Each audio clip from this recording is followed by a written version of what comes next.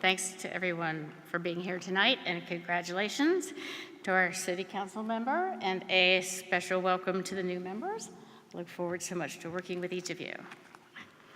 So ladies and gentlemen, friends and family, and distinguished guests, thank you all for being here tonight.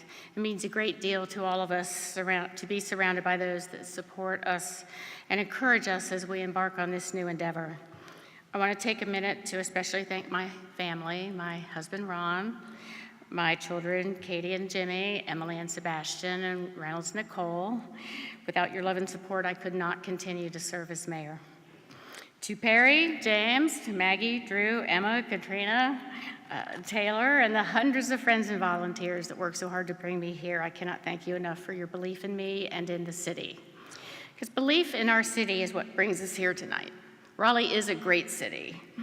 And it's a great city because it's always had people who care, citizens that have dedicated hours of their lives to serve on city council, boards, and commissions solely to make this city the best it can be.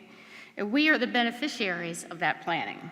We all know that we are often ranked as the best city for something, but it's now our responsibility to continue that planning. The job of serving on city council can be a difficult one. We all know about the day-to-day issues that arise, the trash can that doesn't get picked up, or the road that's blocked for utility work.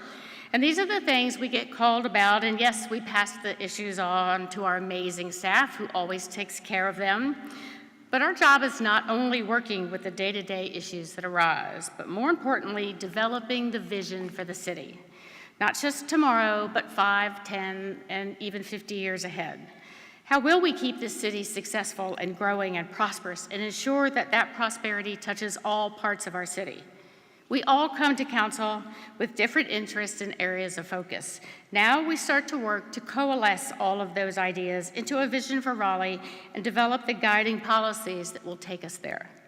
I'm sure you have all heard the quote, "The true meaning of life is to plant trees under whose shade you do not expect to sit." That is our charge. When I was first elected to council in 2007, I asked Mayor Charles Meeker if I could be the liaison to the Arts Commission. I love the arts and was really interested to learn exactly what the city's involvement was. There was still a little residual drama from the Time and Light Tower, for those of you that remember that, but I really hoped we were past that. And what I found on the Arts Commission was an incredible group of enthusiastic people that were dedicated to the arts, but did not feel that they had the support they needed to see some of their ideas come to fruition. I'd always believed that the arts are the heart and soul of our community. They define us, enrich our lives, and most of all, they are an incredible economic driver. So we set to work. I worked with Thomas Sayre to develop the first public art and design board. We were successful in getting the 0.5% funding on capital projects, made sure there was local public input on the projects as they were developed throughout the city. I worked with the Chamber of Commerce and continued to press the idea of the arts as an economic driver. I went to the U.S. Conference of Mayors in other cities to see how the arts played a significant role in their community. And by 2010, the contribution from the arts to our economy was $143 million. In 2015, just 5 years later, that number had jumped to $531 million. So I would say yes, the arts are an economic driver. But one thing has become obvious to me in the last few months, and that is we need to do a better job of telling our story, of letting our citizens know what we're doing. We have the most creative, hardworking, caring staff here at the city, and I think we need to brag on them a little more often. Did you know that we are converting our bus fleet to compressed natural gas? We are developing a program where we produce that gas from the byproduct from our wastewater treatment plant. We'll be converting it to natural gas and using the gas that we produce in our buses, working toward a goal of becoming fossil fuel free. Our Urban Design Center was one of the first in the United States and does incredible work and is still held up as a model for the rest of the country. We were even rated as the best tasting drinking water in the state. And think about that. We didn't do that. Our professional staff did that. And do you have any business here rely on the quality of our water? I can tell you that I learned that when we had a drought very quickly. But there is one department and one employee I do want to take just a moment to recognize, and that is our city attorney, Tom McCormack. Tom started working with the city in 1977. In 1977, our population was 142,000, and our city covered 53.9 square miles. Today, we're approaching 500,000, and the city covers 144.8 square miles. Tom has not only seen an extraordinary amount of change in the city, but he has been a steady guiding hand throughout that change. Much of who we are, we owe to Tom. When you have visitors tell you that Raleigh is such a beautiful city, you can thank Tom and his perseverance in developing and preserving our sign ordinance. That's why we don't have billboards everywhere. Tom is retiring at the end of this month after 40 years of service to our city. We can never thank him enough for his dedication to Raleigh and its citizens, not to mention his dedication to maintaining a high standard of style. Tom, we will miss you, your counsel, and the 40 years of experience and knowledge that you share with us every day.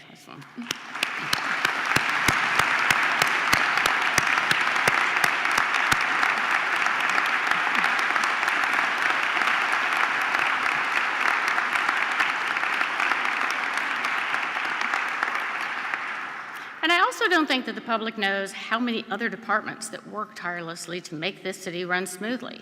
I have the city clerk's office, budget and finance, planning, communications, development services, engineering, fire, police, and emergency communications, housing and neighborhoods, HR, IT and GIS services, parks, recreation and cultural resources, public utilities, solid waste services, transportation, travel, tourism, and of course the arts.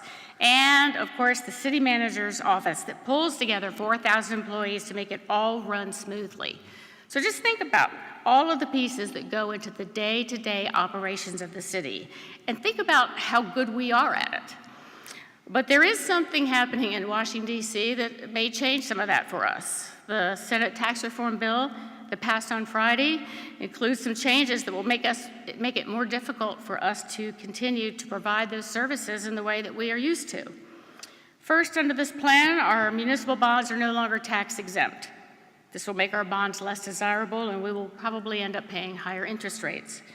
Second, we lose the ability to refinance our bonds. Last spring, we received our third AAA bond rating for our utility system, refinanced our utility bonds, and saved $12 million. And last, we will lose our 4% affordable housing tax credit housing bonds. This will hurt us deeply in our ability to build and provide affordable housing.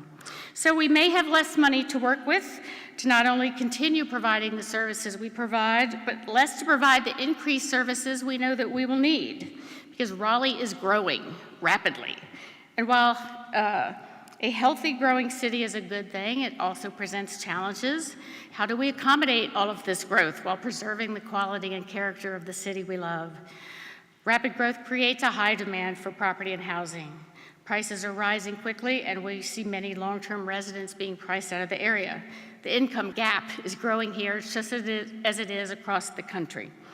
And as we heard in the last election, while we're doing better than most cities across the country, that prosperity is not reaching all of our citizens. I'm committed to reviewing our policies with a focus on equity, providing equal access for all our citizens to the opportunities that will help them succeed. Over the last few years, I've heard about the difficulty of many to enter the job market. About 2 years ago, the Obama White House reached out to me to ask if Raleigh would consider becoming a tech hire city. We applied and we were accepted.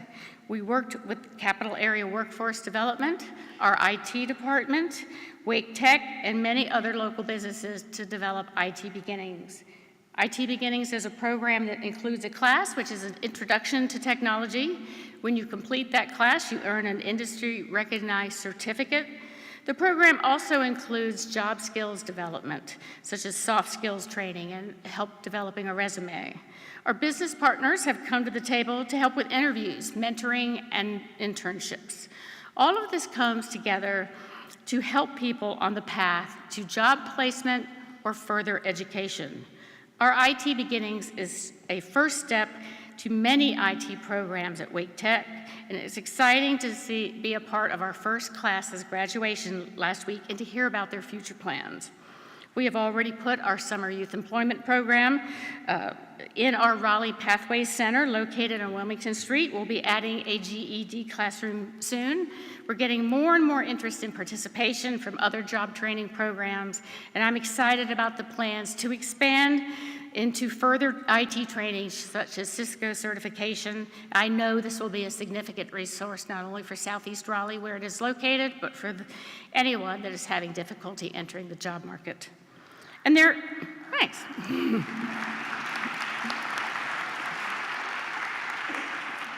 And there are many more discussions to have. Parts of our city feel left out. They feel their voices are not being heard. They feel they're not part of the discussions about how the city's policies are formed. And we need to do something about that. We had a rough start to our attempt to improve citizen engagement, but I believe that this council understands the importance of being inclusive and reaching out in new ways to bring those citizens that feel unheard into the conversation. I look forward to our continued work in citizen engagement. Our consultant, Mickey Fern, challenged us to be a leader in this area. He recognized that Raleigh is a city like no other, and we have the potential to develop something new, to define to the country what true citizen engagement looks like, to be inclusive in a way that sets a new standard. And not only do I believe that we can do it, I believe that it's important and we must do it. This is an exciting and a challenging time for Raleigh. Our population is almost 500,000. We're facing challenges and opportunities every single day. In the next 2 years, we will complete the master plan for Dix Park, open Union Station, see the renovation of Moore Square, and implement the beginning phases of the new transit system for Wake County, for Raleigh, Wake County, and the Triangle. I'm excited to be working with returning colleagues and welcoming new ones. This is the best place to live in the world. I'm honored to serve as your mayor for the next 2 years while we continue the strategic planning and visioning that created this city that we love. Thank you all for being here tonight.